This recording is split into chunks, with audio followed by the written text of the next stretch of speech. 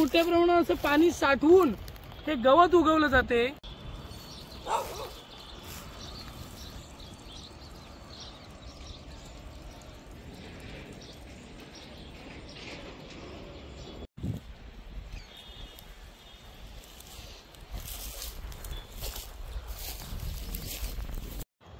नमस्कार, मी नानासाहेब कोळेकर।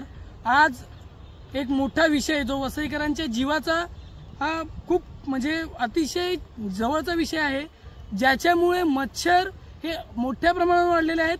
पण महानगरपालिकेचं यावर कुठलंही लक्ष नाहीये किंवा ही आता मी जिथे उभा आहे ती वसंतनगरी ते एव्हरसेन मधली जागा आहे, मिठागराची जागा आहे।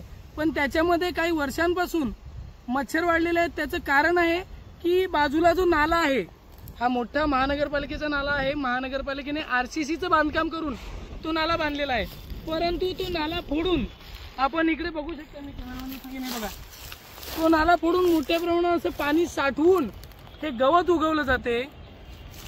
बघा, पूर्णपणे असं सरळ पूर्ण गवत उगवलं जाते आणि हे गवत एकदा मोठं झालं की ते कापून इकडच्या जवळपासच्या डेऱ्यांमध्ये नेलं जातं, तबेल्यांमध्ये नेलं जातं म्हशींच्या आणि गायींच्या चाऱ्यासाठी।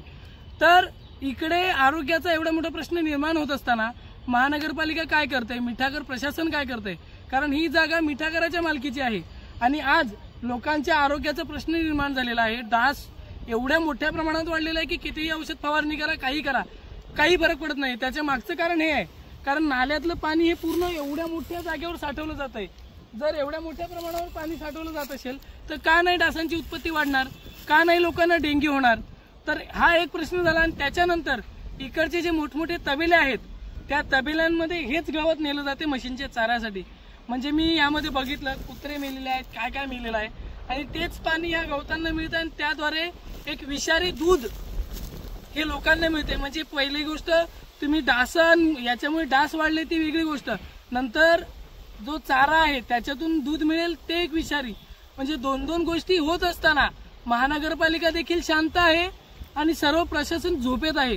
तर मी या व्हिडिओच्या माध्यमातून तहसीलदार आणि महानगरपालिकेला सांगू इच्छितो की महानगरपालिकेचा जो नाला फोडलेला आहे तो ज्याने कोणी फोडलेला आहे ते मी सांगतो कोणी फोडलेला आहे, इकडे जे गवत गोळा करतात त्यांनीच तो नाला फोडलेला आहे। तर मी या व्हिडिओ नंतर जे गवत गोळा करतात ते सकाळच्या वेळेस येतात, त्यांना रंगेहात पकडून महानगरपालिकेच्या आणि पोलिसांच्या ताब्यात देणार आहे। लवकरात लवकर याच्यावर महानगरपालिकेने काहीतरी तोडगा काढावा, जो नाला फोडलेला आहे तो दुरुस्त करून इकडे व्यवस्थित काहीतरी योजना राबवावी। कारण इतक्या मोठ्या आता पावसाळा देखील येत आहे, पावसाळ्यात पुन्हा लोकांच्या जीवाचा प्रश्न निर्माण होईल। तर हे पुन्हा एकदा तेच सांगू इच्छितो की लवकरात लवकर याच्यावरचा प्रश्न महानगरपालिकेने सोडवला नाही तर या नाल्यातलं पाणी गोळा करून मी महानगरपालिका प्रभाग समिती डी आणि मुख्यालयात नेऊन ओतणार आणि हे गवत देखील पेंड्या बांधून महानगरपालिकेने नेऊन सोडणार। धन्यवाद।